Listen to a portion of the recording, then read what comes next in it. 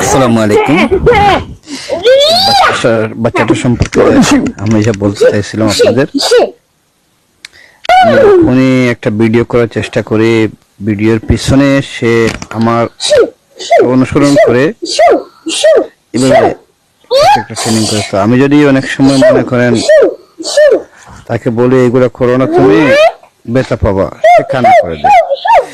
এরপরে সে বলতে চাইছে যে তাকে তার ভিডিওটা করবো, সে এরকম ইয়ে করবে। তাই আমি তার ভিডিওটা করলাম, খুব খুশি হলো।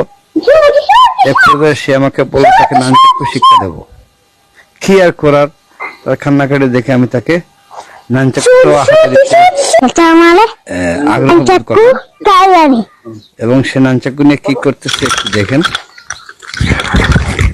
শেষ পর্যন্ত বাচ্চাটা খুব ব্যথা পায়। তার জন্য একটু লাইক, কমেন্ট, শেয়ার করবেন। ধন্যবাদ।